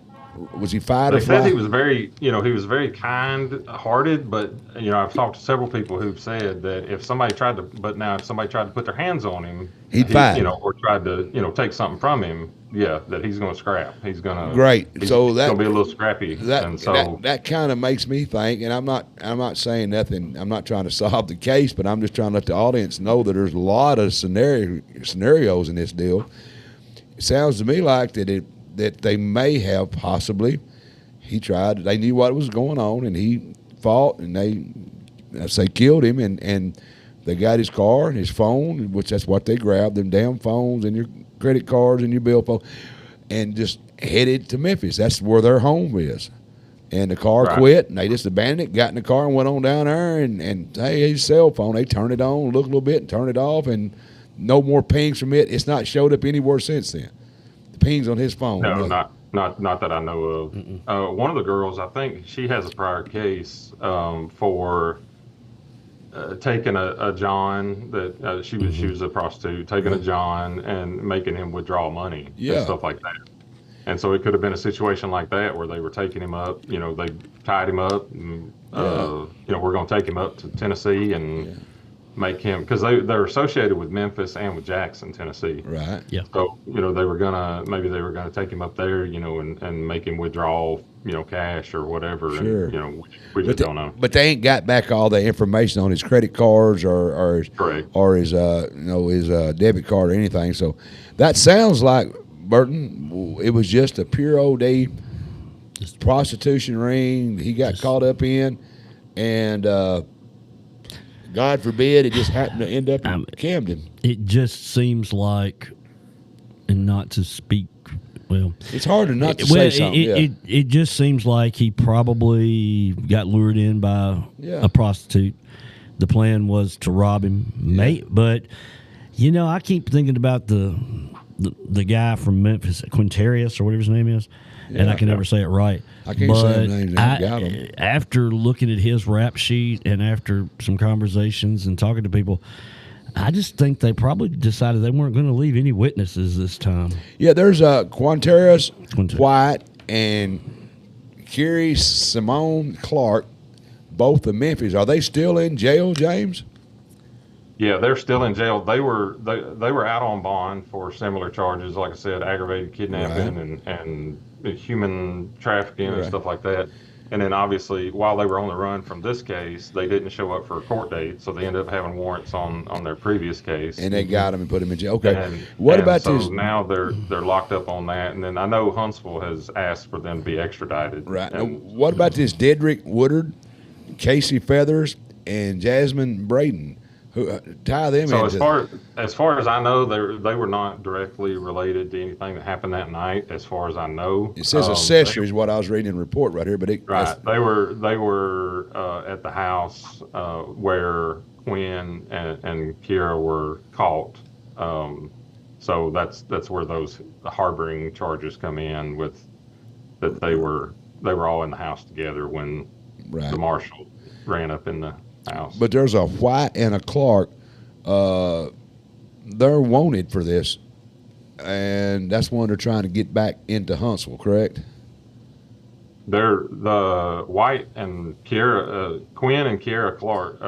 They have been arrested. Yeah, but it says right here that it looks like three that are wanted that still have active warrants for being involved with the kidnapping, and that's one of the ones, Sabrina Chambers, that we were talking about. Right.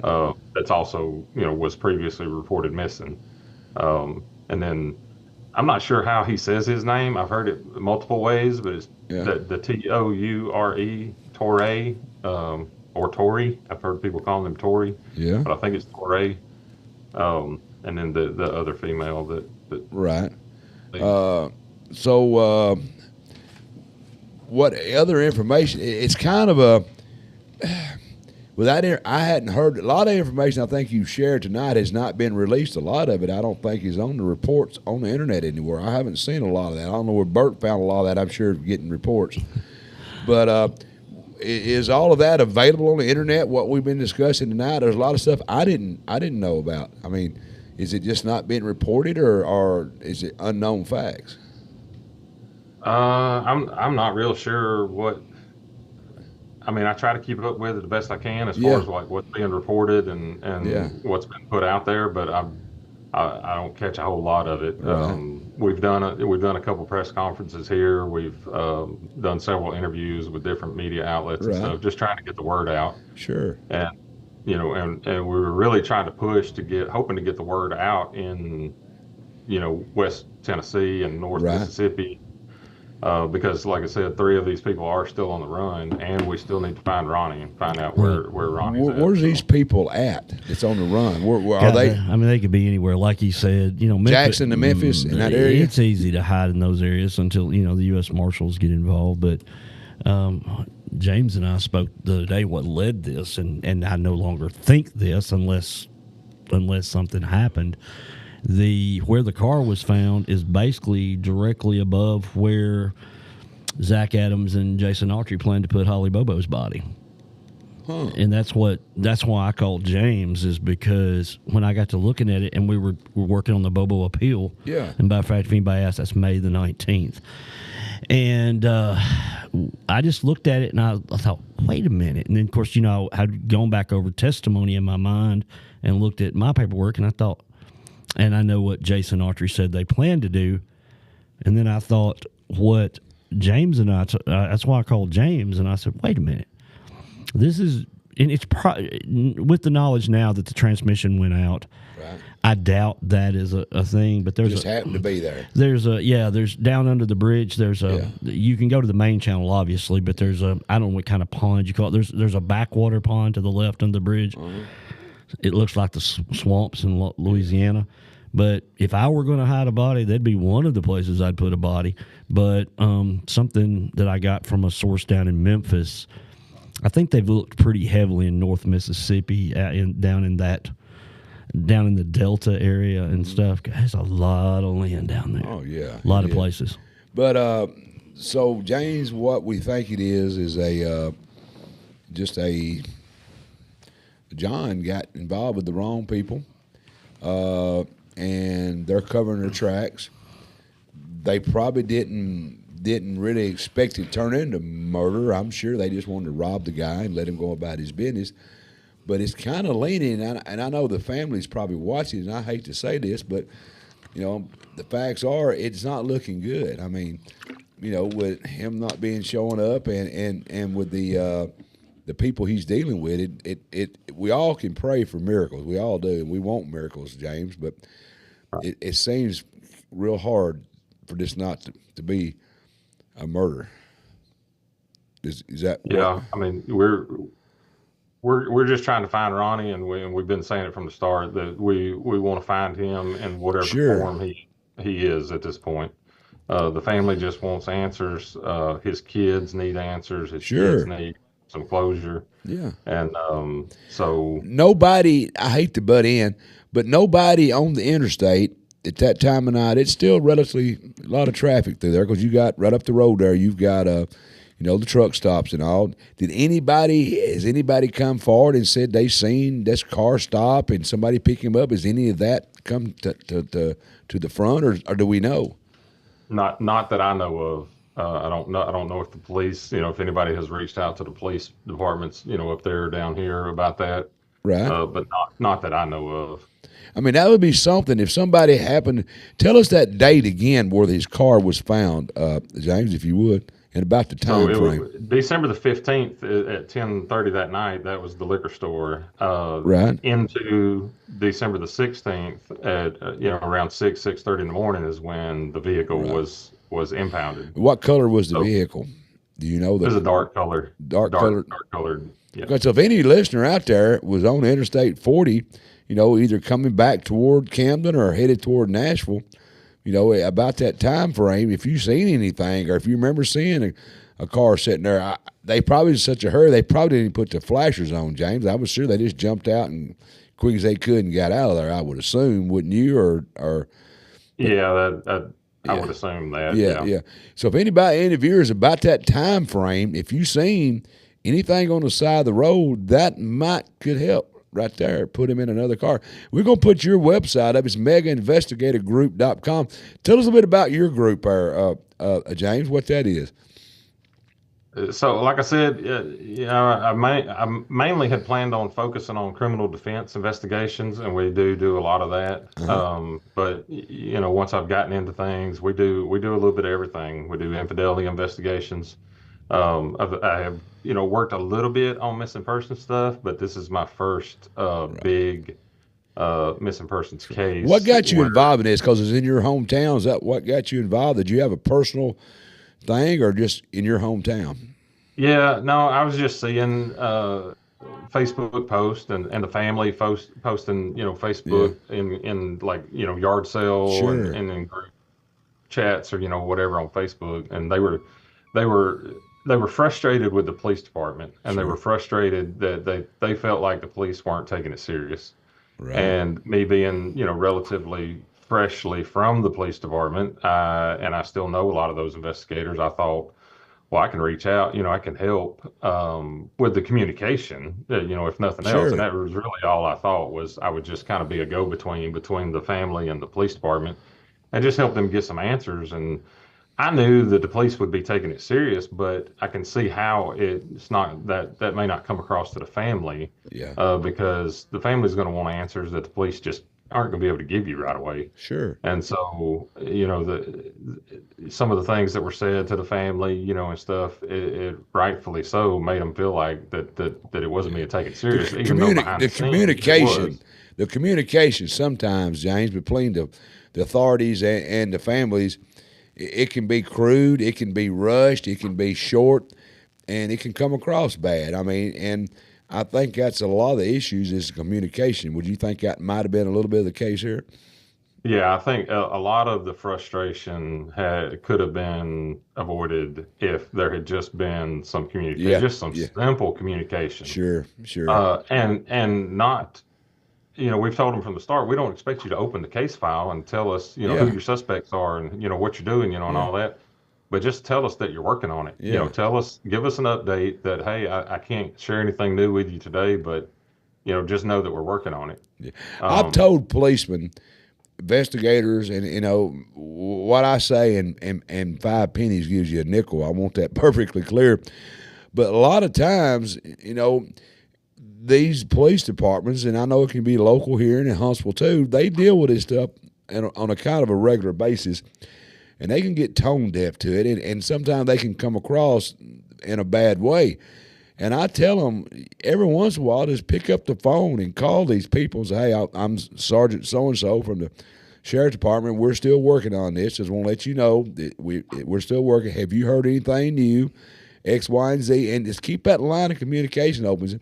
You know, it doesn't mean that they are not working on it like you spoke earlier, Jamie. It doesn't mean that whatsoever. But, a lot of times they just don't have the time or the manpower in some cases. But somebody needs to reach out to these families and keep them informed and let them know, hey, we're still thinking about you. Am I wrong on that? No, 100%. That would have been, that's the biggest thing, and that so much could have been avoided, in this case if just some simple communication had gone on. Yeah, I've said that all along. And I know it's aggravating. But coming from that side of things, it is aggravating when you got family members blowing you up. And you're trying to work. And these investigators, this is not, Ronnie's case is not the only case that they have. Sure, I knew that. They've got multiple things that they've got going on. And so I know it is aggravating, but I told one of the investigators, I was like, just maybe in the future, maybe this could be a lesson. It could be. Cases. Just set you an alert on your phone that maybe every 3 days at 4 o'clock, you reach out to the family, even if it's just a text, just to say, we're still here. Yeah. Just wanted to talk. Just wanted to let you know I don't have anything new for you to share with you, but just have someone in the department. Huntsville is a bigger department than I'm sure Henry County is, because it's a bigger area. They could have someone in that department. That's their job, is what do you got on the Dumas case? And they tell them, they reach out to the family. But no, that's just us on that, me especially on the outside looking in, and you have been a part of that, so you know both sides of it now. And it's probably a touchy, thin line of what the cops can say, and then the family wants more. And I would. I mean, I'd want to know everything. I'm just that type of person, but when a family member of mine is missing and presumed, the odds ain't looking like, it's a murder, I'd want to know all the details. Anything else we can share with any breaking news on this case, James? Or Burton, what do you got? Yeah, I don't have anything new on it. What do you have, James? That could help. I don't think any breaking news. We really hoping that somebody from Memphis, South Memphis, North Mississippi will reach out and help us get the rest of the 3 that are still on the run. Right. Help us get them caught, and so that they can be questioned, and somebody knows where Ronnie's at. So, we've got a tip line. We've got put our tip line back up there if you can. But you can remain anonymous. I know, I've talked to some people in this investigation that, they weren't comfortable talking to the police. Sure. Whatever, they got warrants, whatever it is. Sure. You can call me direct. My number is, like you said, my number direct is on the screen on the top right there. Right. The 345-8898. You can call the tip line. You can leave an anonymous tip. So when you call the tip line, it's going to give you, the first option is to speak with the Huntsville police investigator. And so if you want to talk to the police investigator, it'll connect you to him. If you want to remain anonymous, it'll give you an option to do that. So right.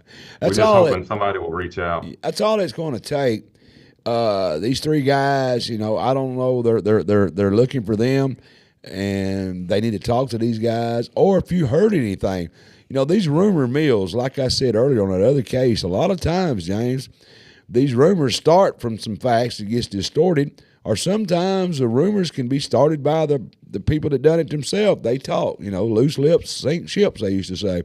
So if you've heard anything, or if you know anything, or know someone, I think you'll have to agree, Jack, no matter how small of information you think you have or how major you got, call these numbers and just tell them, the more tips that come in, that them line of dots there, they may be missing just one dot, and maybe that one little information that you have could put that dot in there, and they say, all right, now we've got enough, let's move on to this next deal. That's what it's going to take. It's going to take the police department in Huntsville, and I'm sure they're working with Memphis. I'm sure they're working with Jackson PD. They're all talking, I'm sure. That's just how it all works. But it's going to happen when the public gets involved. That's when 99% of these cases are solved, is when the public steps up and joins in on this. Is that kind of what you expect too? Yeah. 100%. It's going to take, because even the work that the police are doing, I mean, that they're still relying on, a lot of what they're relying on is what they're getting from witnesses and people that are willing to talk. Right. There's a 450 acre area in the south of Memphis that is a place of interest, and I know the police have been up there. It's been reported on. The police from Huntsville, I think they took 20 officers up there and conducted a search. But so that's another place that I feel like it probably needs to be looked at again. Sure. I don't know how well you can search 450 acres with 20 officers. That'd be tough. It's tough. You can't hardly find a live deer on 450 acres. It's gonna be, but I'm gonna tell you, like I said, what I say and what I think, and 5 pennies gives you a nickel. You do understand that, Jane?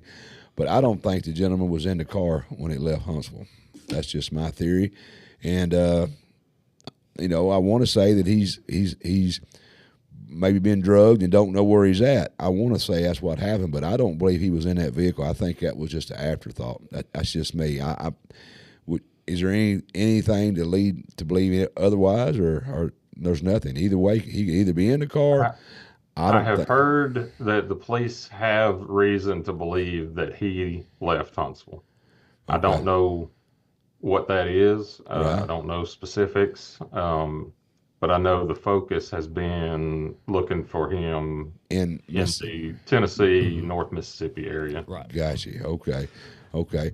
Well, maybe that my theory shot down, but your theory that was one of my first theories. Yeah. Because when you walk out of the apartment that this incident happened in, those woods are off to your left. Yeah. There's a huge dumpster to your right. And so one of my first thoughts is we may need to be checking the landfill. Yeah, because that's why I asked the question: was he a scrapper, or was he kind of timid? Or there's fight and flight. Some people just flight, and some people fight. And we found out his friends have said that he would not have gone willingly. That's what I'm saying. So I don't think they would have wanted all that. Trying to keep him quiet and keep him hog-tied or however they had to do it. They're not going to set him in a car if he's a scrapper. He's going to fight. But if they get him to a point where he's unconscious, that's the point right there. That's where I was going at. You're right. There's so many theories we could sit here all night. There's so many ways that this could have gone. Yeah, it is. But anything else we need to add to this? Because James, I've kept you a long time, and I want to apologize. But I do appreciate you coming on. It means a lot. We appreciate y'all bringing some attention up there. We've been wanting to get the word out in Tennessee, and I want to pop that Memphis. I want to pop that line up. 256-254-4240. Look, pick up the phone, call that number. I don't care if you watch this show and you've heard rumors from it doesn't matter. Call that number, give them what information you've got, and the more phone calls and the more tips they get coming in, it keeps these officers. I think James could admit he was an officer. When they start getting tips in, it starts making you really want to work harder, James. Is that kind of, you know what I'm trying to say? But help me put it in words. It does. It energizes you when these tips start coming in as an investigator. It does. Anytime you get new information, it's always exciting because you always think that this new information, this may be the break that I've been waiting on. Yeah, and so you work a little bit harder. You stay up a little later, and you come in a little earlier. Yeah. Can I add a little caveat to that? Yeah. One of the problems that we do have in these kind of investigations and other investigations is the police don't need Aunt Karen from Dubuque calling the Huntsville Police Department in different places and saying, well, I heard and I read on Facebook that he might be in a retention pond in Benton County. and that is problematic because James, I think you'll agree, that causes a problem because regardless, they have to log that. Yeah. And it wastes man hours. We find this on so many cases that so many man hours are wasted from Aunt Karen out in Dubuque or Des Moines that thinks she knows about a case in Memphis or Huntsville or somewhere else. They have to look into those. They have to look into them. So call with real information, real-time information that is first-hand information. I'm sorry I had to put that in there. Oh, you're fine. You're fine. Hey, I mean, but any information, I agree with you, Bert. But still, the grandmama from Dubuque, Montana, she may, yeah. you know, she may be spot on. You never know. Well, yeah, but if she read it on Facebook, yeah, she's you're not. right. You're But, right. Facebook, you know, it's a double-edged sword. I read a podcast. Yeah. Hey, James, I'm going to ask this one cryptically. This is between me and you. Have you gotten any information about that possible fuel stop you and I discussed? No. Okay. Not, I've got to see that gentleman on Thursday. We'll talk one-on-one, mano, and I'll talk to you about it when I find out. Jamie, anything you want to add to this, my friend? No. We covered it pretty well. I think we've got. Somebody reach out. Yep. Yep. Man, I really appreciate you coming in. Will you do me a favor if I reach out to you sometime? I think I have your cell number. Anything breaking, can I contact you and maybe get you to do a little quick update us on that? Because it's right in our backyard. Yeah. From where we're sitting at right now to where his was found at is probably 30 miles from here. Yeah. You know, it's not 30-ish, yeah, 30-ish miles from here. So it was real close to where we're sitting at in my studio right here. So that's kind of our backyard. And I think it just happened to be that's where the transmission went out. We all agree. But it's still in our backyard, and we want to be able to help. And any new information, because I want to get my viewers involved in this, because we need West Tennessee involved, you said. We're in the kind of the northwestern part of Tennessee, but we're a big circle. Now we reach all across the country on my show here. So I want to do what I can to help these families. You know, the first one is Steven Rinehart. I want to try to help her all I can. It's a heartbreaking story, and the Ronald Dumas family. You know, we got to think of them. You know, they are suffering. Their child is gone. Ronald is gone. I'm sure his parents was proud of him. He's a realtor. He was trying to do the right thing. He was making a living. You know, he was just – I don't think nothing's come up that I've ever read that he was not a good kid. I mean, I don't think – I can call him a kid even though he was an older guy, but I don't think I don't think nothing surfaced that he was a good guy. He wasn't into nothing. There you go. Just trying to make a living, you know, trying to get out there. And his family, they need answers, man. And, you know, that's what I try to do on my show here is help these families because we're all in this old world together, you know, and we all can use a little help every once in a while. And I've got, 3 children and 10 grandchildren, and I can only imagine something happened to one of my kids or one of my grandkids, James, you know, and I would hope there'd be another Mike somewhere that would take his time. I'm not bragging on myself. I'm just saying I would hope there'd be another Mike somewhere that would take the time to spotlight these little things and try to get some answers for these poor people that's involved in this. And I think the Rinehart family, you heard what I heard, I think they're just looking for answers. I mean, they just lost they don't know what's going on. I mean, any information is information, correct? Yep. Anything else we want to add before I let you go, my friend? We are talking about organizing another search up that way, so I may reach out to you. Reach out to me. And you help get the word out. Definitely, feel free. Whatever you need from me, you have my number. Anything I can do, James, I'm telling you that for truth. If I can help you in any way, call us, man. I mean, I know a lot of people, you know, and I know the sheriff of Benton County very well. He's a good friend of mine. I know a lot of people in that area. Anything I can do to help you, all you got to do is pick up the phone and call me, James. And I want to thank you for taking your time. I know I took you away from your life for about an hour and 40 minutes, and I'm sorry. But there's no time limit on stuff like this. If we take an hour and a half of our life, you and I, and help these families, it's worth every second of it. Yep, 100%. I appreciate you, man. I'll be talking and stay in touch. And thank y'all. Godspeed to you, brother. If you need anything, call us, Bert. Appreciate you, James. Thank you. Thanks for reaching out. I appreciate it. We'll stay in touch. We'll stay in touch, man. All right. Yep. Well, there you go, Bert. Well, man, it's been a great show. It's been one. You got something you want? Oh, yeah. Are they going to put that up there for me? This is a Columbia case. Okay. Murray County, Tennessee. And I believe his name is James Marchant. They got something they're going to pop up? They're going to put me something up here. Okay. He said he's got nothing? Okay, never mind. We'll tell you what. We'll just share it later. It's a... Tell what it is. A child sex predator. Worked in the school system. He was arrested and indicted on multiple counts. Where at? Back up. Murray County, Tennessee, Columbia. Okay. And the judge granted him bond, put him on house arrest, put on an ankle monitor, all those things. he cut it off and fled. He's been gone, I believe it's either 2 or 3 years. No reports of him. So, but what the reason I bring it up, one, it was in my memories yesterday, or Facebook memories, and I believe later in May he's going to appear on America's Most Wanted. So between now and then, I'll get you that information. You get all that information. Yeah. That's pretty sad. You know, all that goes on. Yeah, it really is. It is. There's people out there, but you know. Bert, speaking of Maury County, it's at Columbia. That's Columbia. I've got a show coming up here. You told me. Pretty. It's coming up here later on down the road.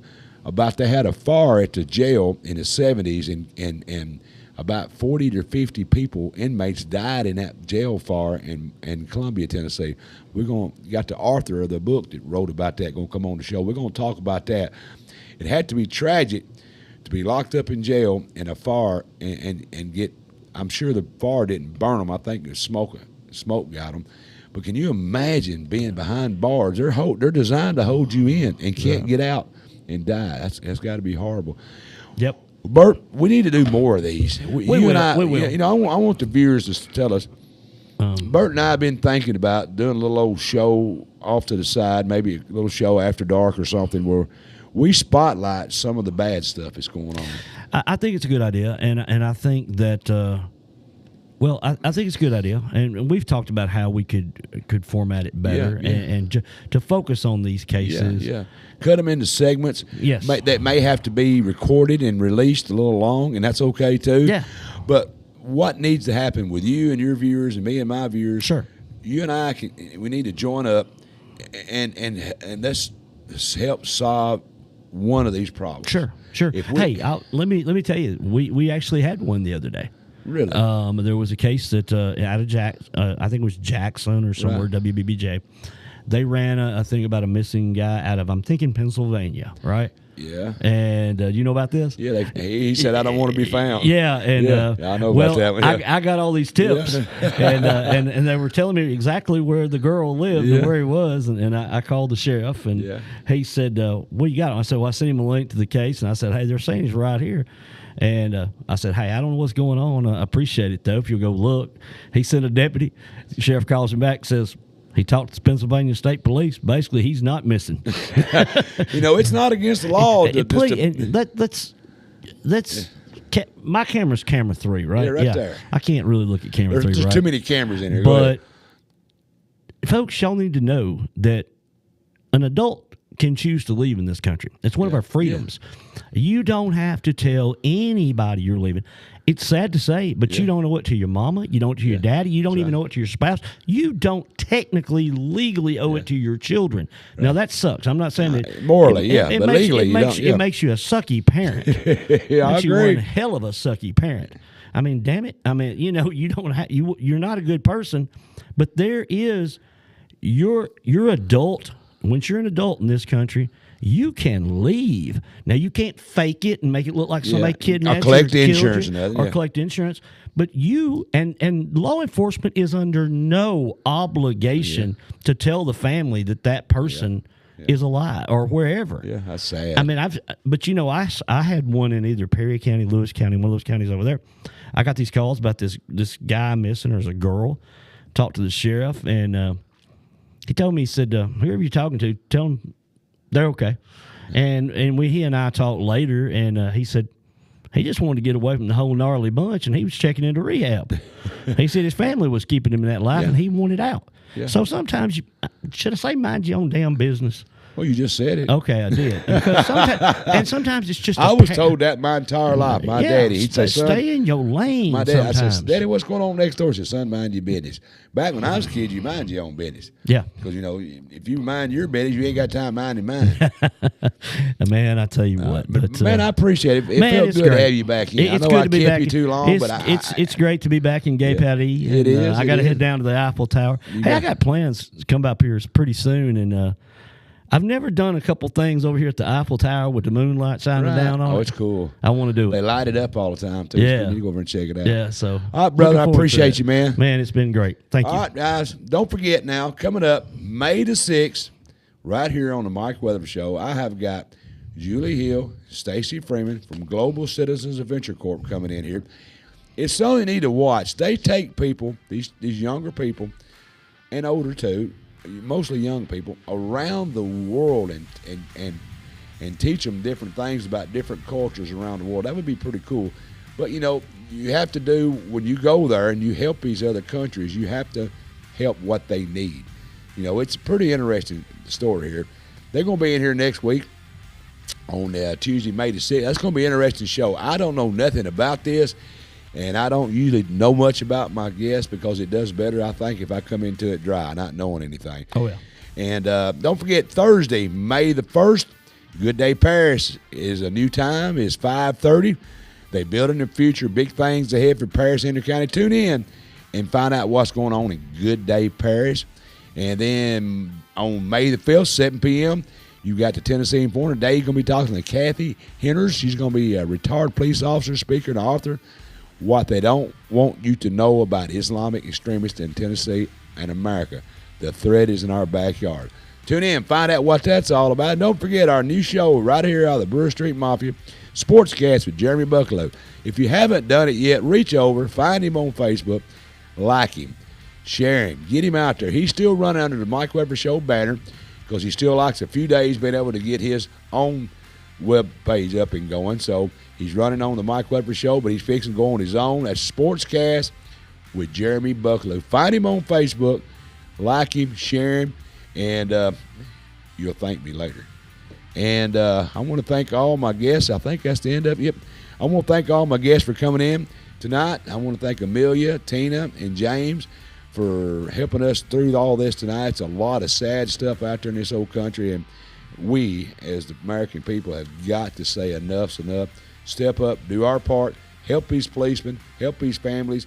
The tip lines was all up all night. Call in, tune in, and help us help them people. Hey, I want to thank all my sponsors. Without them guys, I couldn't do what I do, which is, who the hell knows what I do. And I want to thank you, the viewer. But I need you to do me a favor, my viewers. If you haven't done it yet, I need you to reach over on the Facebook side and on YouTube and all the other places. Hit the little button that says follow. Click. I need you to click me. And also, tell your family and tell your friends. If you enjoy the show and you like what we do, we've got to grow this show. So I need you to get over and click on the follow button, click on the share button, and get them numbers run up. And I can get more guests in there for you, my viewer. And I want to thank the guys and girls in the back, Kevin Keel, Scott Norwood, Billy Busey, and Dana Allen. You know, Dana does a lot. She has to deal with me on the air and off the air. She's a lucky woman, is all I got to say. Bert, don't you agree? Do what? No, Mike, you outkicked the coverage, son. Did I outkick it? Okay, well, I don't know. But, you know, it's rough being a trophy boyfriend. Yeah. I'm here to tell you, it's not what you think it is. You know, it's tough being. But anyway, and don't forget that coming up May the 18th, Between the Rivers Dinner on the Grounds, fish fry at LBL. It's going to be coming up, and it's from 11 to 2. Don't forget, get over there. It's going on at Brandon Springs. Go over there, get you a meal. I think I'm going to go. I think me and Dana are going to ride over and check it out coming up over on May the 18th on the Sunday. Burton, you need to come down. I'll treat you if you come. Man, you said it. You said the word. All right, come on. I'll treat you. I'll treat you over at LBL May the 18th. Let me know from 11 to 2. I've never been to Dover. I passed through it. LBL. It's a pretty cool place. Land Between Lakes, you need to go. All right, folks. I appreciate you tuning in. Tune in next week. Same time, same place. Help me out, Bert. And what do I always say? Don't be late.